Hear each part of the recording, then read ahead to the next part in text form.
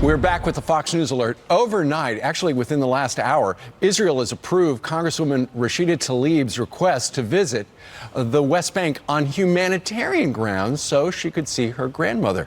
The congressman saying in her request letter, quote, "This could be my last opportunity to see her grandmother, who's in her 90s. I will respect any restrictions and I will not promote any boycotts against Israel during my visit." This comes just one day after Israel told Tlaib and Congresswoman Omar they were not going to be allowed in the country. Here's reaction is member of the Council on Foreign Relations, Dr. Quanta Ahmed. Good morning to you, Doctor. Good morning. All right, so she made in this letter to the Interior Minister after they were denied access to the country, she said, look, my grandma's 90-something. I may never see her again. I promise not to do any of the boycott business. And obviously the Interior Minister said, okay, you can come. We still don't know whether or not Omar will be allowed. So, I mean, this was not unexpected. Israel is a legitimate democracy, and democracies grapple with difficult decisions all the time. It was very likely that Israel was going to accept her visit into the West Bank on a personal visit on humanitarian grounds, right. And that is exactly what's happening. But their initial agenda, which was separate than the other 70-plus legislators that went to Israel right. last week, was clearly to promote BDS.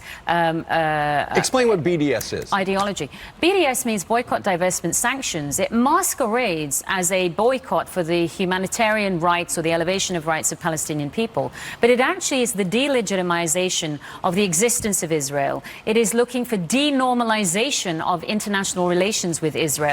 And it is leading to and advocating for the demographic eradication of Israel.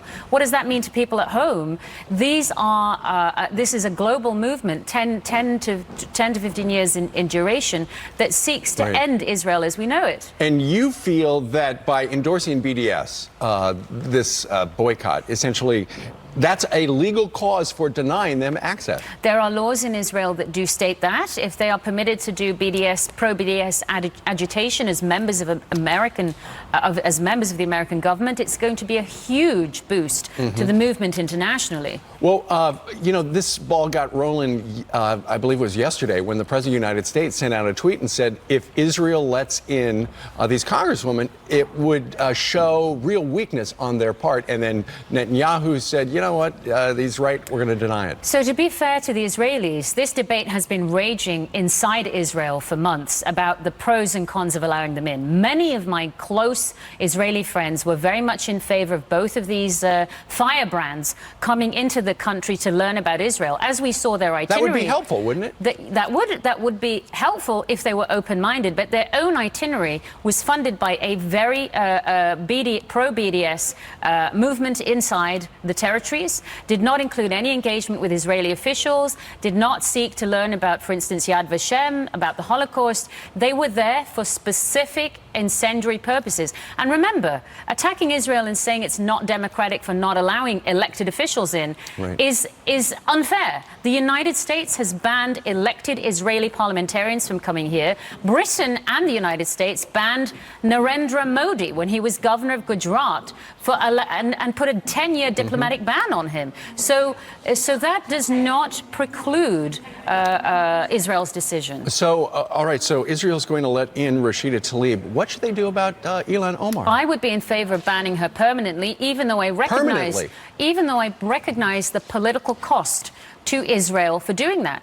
Ilhan Omar not only tweets anti-Semitic material, not only is against anti-BDS legislation, she has fraternized and fundraised and keynoted for Islamic Relief USA, which is sanctioned by the UAE, by Egypt, by Tunisia, by Sweden for its links to jihadist terrorism.